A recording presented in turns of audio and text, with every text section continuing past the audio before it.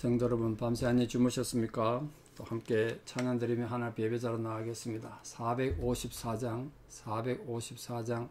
예전 찬송 508장입니다. 주와 같이 되기를. 454장입니다.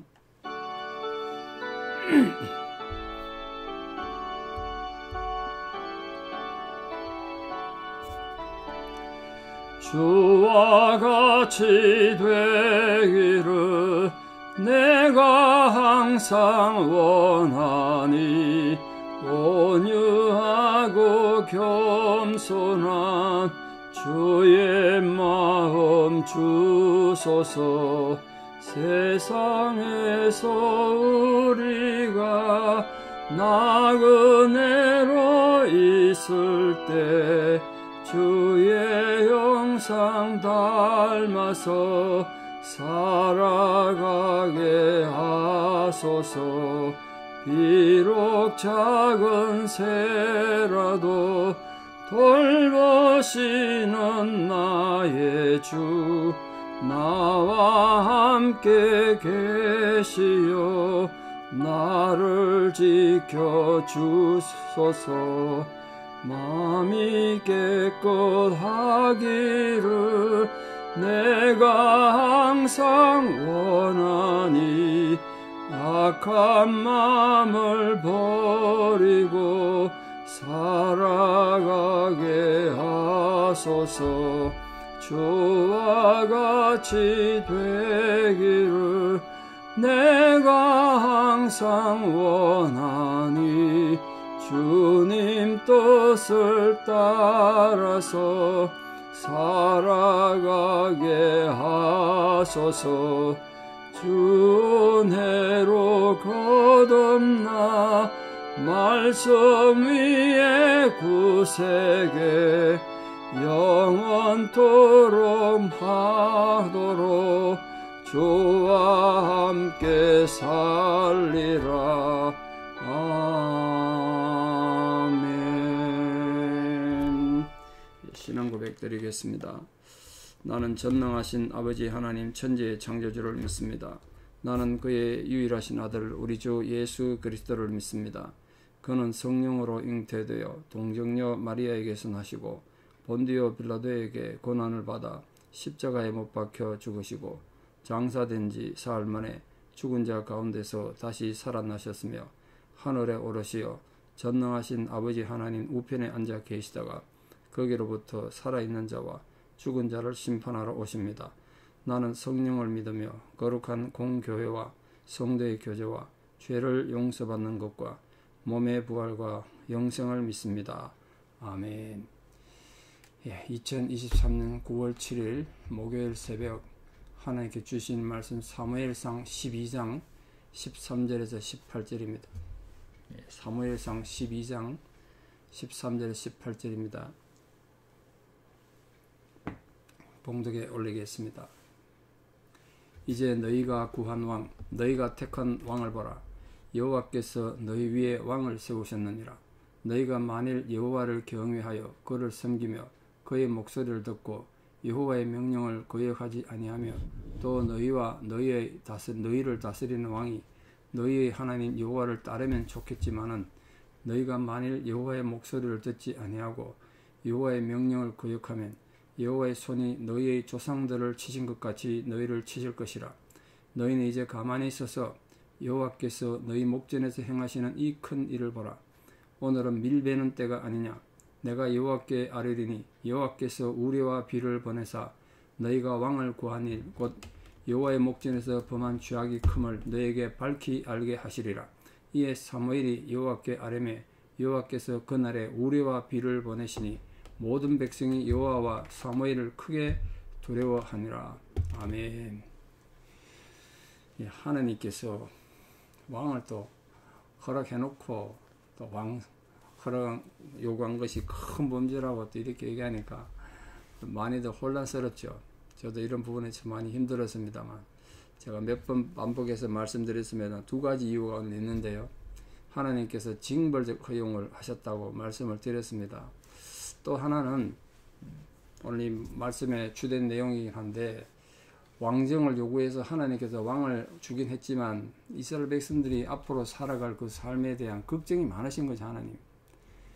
이런 자식을 외지로 내보낼 때 모든 부모가 마찬가지 아니겠습니까? 사고치지 말고 건강하고 세상이 원하는데 바르게 자라서 올바른 사람 되기를 다 원하는 거 아니겠습니까? 하나님 아버지 마찬가지세요. 너 이제 왕정을 세워서 왕국이 됐다. 이제 올바른 왕국이 되기를 바라고 올바른 왕이 다스리는 올바른 나라가 되기를 바란 거죠. 근데 안 그럴 확률이 꽤 많은 거죠. 그걸 걱정하셔서 하나님께서 이렇게도 얘기해보고 저렇게도 얘기해보고 뭐 그렇게 하시는 거예요. 결국은 이게 왜 이렇게 모순되지? 이거보다 인간에 대한 하나님의 사랑, 하나님의 마음이 우리 수준을 뛰어넘는다. 그래서 우리 눈에는 모순돼 보이는 거예요.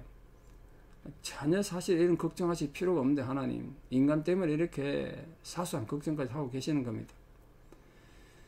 사무엘은 비록 이스라엘이 하나님 버리고 왕을 요구했지만 또 그들이 새롭게 하나님과 올바른 관계를 맺을 수 있도록 제안한 겁니다. 그 내용이 이제 오늘 본문에 다 있지 않습니까? 너희가 택한 왕을 보라. 너희가 구한 왕을 보라. 하나님께서 너희의 왕을 세우셨다. 오늘 하나님께서 왕을 세우셨다. 그러놓고 또 왕 구한 것이 하나님 앞에 범죄다.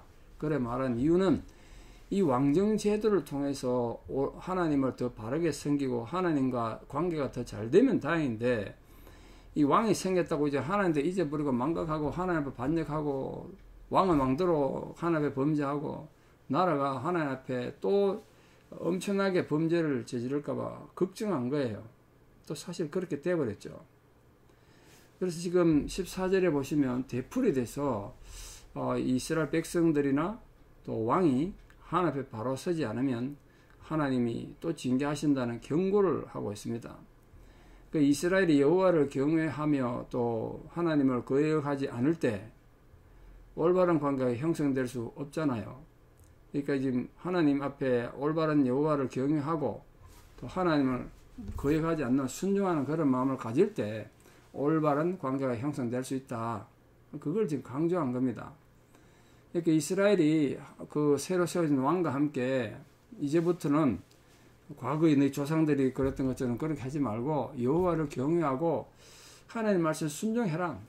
하나님을 중심에 두고 살아라. 이 이스라엘 왕국은 하나님 중심의 왕국이 돼야 된다. 그래야 예전에 파괴됐던 너희 조상들이 하나님 앞에 징계받았던 그런 징계도 받지 않고 하나님과 관계가 회복될 수 있다는 거예요. 지금 사무엘이 여러 가지 몇 가지 경고를 하고 있는 건 이 사무엘 개인의 생각이 아니지 않습니까? 사무엘의 입을 통해서 하나님께서 하나님 뜻을 전하신 거예요. 하나님은 하나님 백성들이 범죄했다고 해서 그냥 놔둬버리신 게 아니고 어떻게 하든지 그걸 또 회개시키고 회복시켜서 하나님 백성을 다시 회복시키기를 원하시고 하나님과 관계를 정상적인 관계를 맺도록 원하시는 그 하나님의 사랑이 이 앞으로 또 사울왕도 타락하고 이스라엘 백성들도 하나님 우상 생기고 또 타락할 텐데 그걸 이미 다 아시면서도 그럼 그때 어떡할 거냐? 타락한 그들 어떡할 거냐? 어떻게 하든 또 하나님에 돌아와서 관계 회복할 수 있는 방법을 또 말씀하신 거예요. 그게 하나님의 사랑이죠. 사무엘은 이스라엘 백성들에게 지금 왕 세워졌다고 나라가 새로 왕 세우고 지금 부어라 마셔라 그럴 때가 아니란 거예요. 하나님 앞에 올바른 회개를 통해서 하나님과 관계가 바로 되는 것, 그게 이 왕국이 바로 되는 거고 그게 왕을 세운 이 진짜 중요한 의미다. 그걸 지금 말하고 있는 겁니다. 우리도 살다 보면 하나님 앞에 실수하고 죄를 짓고 하지 않습니까? 그때 어떤 상황에서도 우리가 하나님 앞에 자백하고 누구든지 진심으로 하나님 앞에 돌아와서 회개에 합당한 열매를 맺으면 다시 말해서 하나님 말씀을 지키려 노력하는 그런 모습을 보면 하나님 또 그를 용서하시고 사랑하시고 또 그런 모습이 진정한 회개자의 모습 아니겠습니까? 그래서 오늘 14절 15절에 보면 이 사무엘을 통해서 하나님께서 반복해서 말씀하는 게 있습니다. 그게 특히 여호와를 경외하라. 여호와를 경외하고 그를 섬겨라. 첫 번째 말합니다. 하나님 두려워하는 줄 알아요. 경외하는 마음. 하나님에 대한 경외심. 신앙인이 하나님을 경외하는 마음을 놓쳐버리면 잃어버리면 모든 것에서 문제가 생겨요.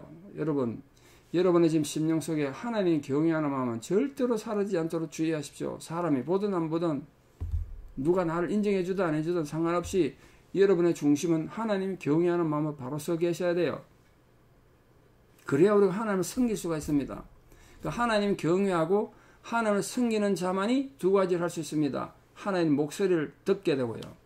그 목소리 들었다고 또 다 되는 게 아니지 않습니까? 그 목소리 들은 명령대로 사는 거예요. 그래서 당부하는 거지 않습니까?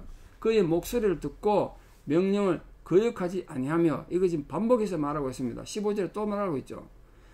또 너희와 너희를 다스리는 왕이 너희 하나님 여호와를 따르면 좋겠지만, 이 백성들도 하나님 경외해야 하고 하나님 섬겨야 되고 하나님 목소리 듣고 명령 따라야 되고, 왕도 똑같습니다. 하나님 경외하는 왕, 하나님을 섬기는 왕, 하나님 목소리에 민감하게 반응하고 하나님 명령을 따르는 왕이 되면 아름다운 왕국이 될 거라는 거예요. 지금 왕 세웠다고 다 되는 게 아니고 너희들이 생각하는 세상의 왕국 같은 그런 왕국으로 되는 게 아니란 거예요.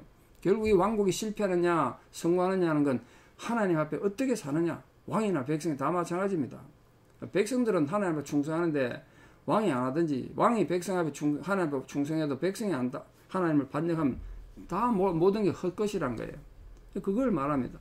근데 너희가 만일 15절입니다. 여호와 목소리를 듣지 아니하고 여호와 명령을 거역하면, 이 똑같은 말이 나오죠. 목소리 듣지 않고 명령을 거역하면 여호와의 손이 너희 조상들을 치신 것 같이 너희를 치실 것이다. 이 징계의 경고를 한 겁니다.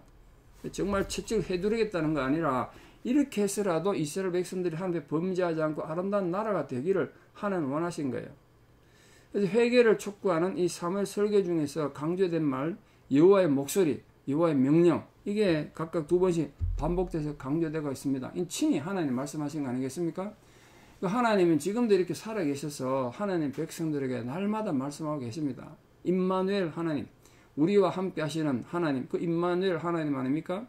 그 임마누엘 되신 하나님이 성령을 우리와 함께 하시면 우리에게 똑같은 경고와 또 축복의 약속을 말씀하시는 겁니다. 자, 이렇게 말만 하면 이스라엘 백성들이 또 귀전에 잘 안 듣고 흘러버릴 것 같아서 하나님께서 놀라운 징조를 보입니다. 그 16절에 너희는 이제 가만히 서서 여호와께서 너희 목전 행하신 이 큰 일을 보라. 이 큰 일, 그게 이제 17절 이하에 나오는데요. 이 큰 일이라는 게 이제 우리와 천둥을 치고 비를 내리는 겁니다. 뭐 우리가 치고 비 오는 거 지금도 뭐 흔히 있는 일인데 그게 무슨 큰 일인가? 그보다 중요한 말이 있습니다. 17절에 오늘은 밀베는 때가 아니냐. 이 밀베는 때가 중요한데요.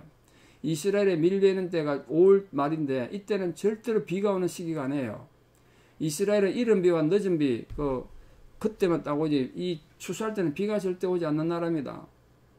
팔레스타인이 그런 나라예요. 사막교가 다 그렇습니다만. 요즘 LA에서 8월 달에 80년 만에 처음 비가 와서 홍수가 나고 난리가 났을 때다만 사실 LA 지역도 사막 기온된 말입니다. 이 8월 여름에 비 온다는 게 있을 수 없는 일이죠. 이게 이제 하나님의 어떤 징계가 아닌가 이런 생각도 많은 사람들이 하게 되는 거죠. 이 옛날에 이런 일이 일어났다는 거예요. 밀베는 때는 절대 비가 오는 때가 아니에요. 근데 여호와께서 너에게 우리와 비를 보내사 너희가 왕을 구한 일 곧 여호와 목전에서 범한 죄악이 크다는 걸 밝게 알게 하겠다는 거예요. 그러면 이게 그래서 이제 비가 오고 우리가 치고 막 그랬다는 거예요. 이 자연의 변화를 통해서 하나님 징계를 하신 겁니다. 그럼 하나님 앞에 이 왕을 구한 것이 이렇게 큰 죄악인데도 하나님 왜 허락하셨느냐? 앞에 시작돼 또 여호와께서 너희에게 왕을 세우셨다. 주가 분명히 여호와하고 왕을 세우신 여호와인데 왜 이제 와서 또 그게 큰 죄라고 말하느냐?